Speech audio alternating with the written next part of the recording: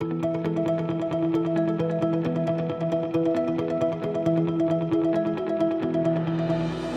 and welcome to Lead Forensics Focus, elevating your marketing and sales success. Educational insights brought to you by marketing and sales leaders. To gain success in B2B sales, you need to use KPIs. The performance of a B2B sales team is often measured in one way: revenue generated. How much money have you made? This is obviously crucial to a business's growth and success.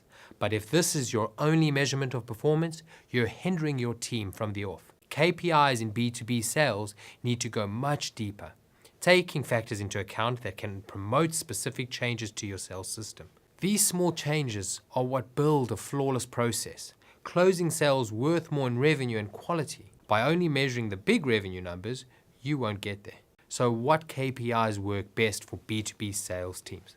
Number 1, leads converted. With KPIs, you can't just measure the end result.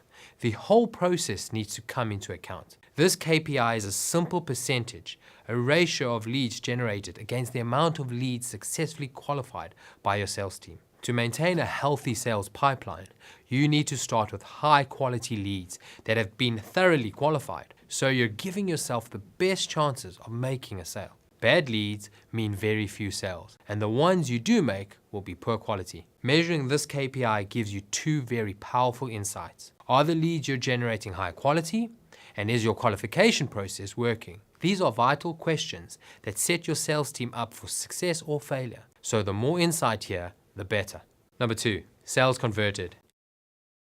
Leading on nicely, this KPI finishes off the cycle measuring the ratio of leads qualified to sales closed. This enables you to get a full grasp of conversions from lead to sale and pinpoint the areas of the funnel that need work. This can also be used as a measure of changes made to your processes around lead generation and qualifying. If more sales are closed as a result of changes, you'll know the system in place for leads is right. This can also be used as a measure of changes made to your process around lead generation and qualifying.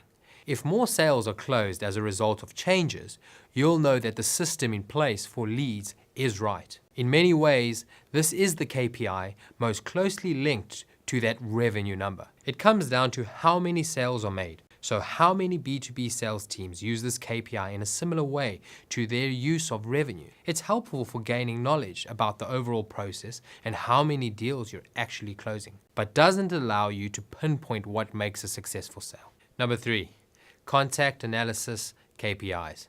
A broad field of KPIs, we ultimately want a measure of what work is done on a daily basis in keeping contact with prospects. Whether it's minutes on the phone, follow-up emails sent, LinkedIn connections made, you'll know what measurement adhere to your process the best. But this gives you enormous insight into how your team members use their day. If a member of your team literally spends every minute of every day on the phone, that's all very well. But is it the best use of their time? Salespeople need to spread their time evenly, allowing for research and construction proposals added to their time, dialing and sending follow-ups. Equally, if someone closes a huge amount of sales but spends less time on the phone than their team members, what's the secret to their success? This KPI does wonders for understanding how different people work and what little things your team may be doing that massively affect the sales process, for better and for worse. Number 4, average activity to close. This KPI does well to combine our last two by measuring how many calls, emails, or similar are needed to make a sale. This helps you know what activity is best received. Some prospects may not have time for long calls and prefer to check in via LinkedIn. This KPI can be a large insight into your buyer's preferences, all helping to pad out that buyer persona. If you know how your buyers like to be sold to, you'll be able to adapt your process to be more successful and slicker for your sales team. It also helps you look to finding that magic formula, so you can confidently say, 5 calls, 3 emails, and 2 pieces of content make a sale. Obviously, there's no one solution for every lead, but the closer you get to finding it, the better you'll be. Number 5, average order value. Easy to equate, this KPI is the amount of revenue you've generated divided by the number of sales you closed. It's the dream scenario, having to close less sales because you're generating huge revenue for each one.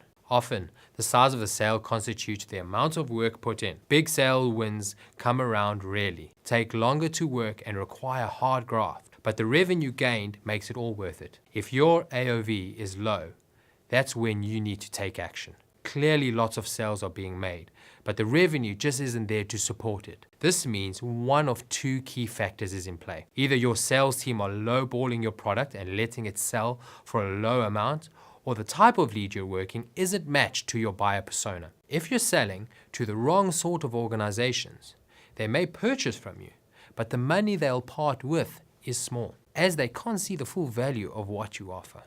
So you know what to fix. Chat to your sales team and ensure they stand by your pricing, and go back to your lead source. Establishing your buyer persona is utilized throughout the lead generation process. Number 6, average number of days to close. Fairly self-explanatory. How many days does it take to close a sale once a lead is generated? This has several great purposes. Measuring ROI for one. When working out return on investment, whether that be on a new tool or a headcount addition, time frame is very important. If your sales process takes 3 to 6 months, then you'll need to know before making any hasty decisions based on ROI. This KPI can also be a huge indicator on how burdened your sales team are. If you've only got a sales force of 3 and it's taking longer than usual to close sales, this may be because they have more leads to work and less time to push leads through the pipeline. Days to close is also a great hint at seasonal barriers. You may find you average a constant number on this KPI, then in December it plummets and sales take a long time to close. This helps you plan your sales targets based on experience around the seasons. I hope you found this video helpful and you feel ready to develop your sales strategy into a plan for success. If you have any questions, please feel free to comment below and one of our expert team will get back to you. Please give this video a thumbs up, comment below and share. Also, don't forget to follow us on all social platforms @Lead Forensics. Follow the links below. See you next time.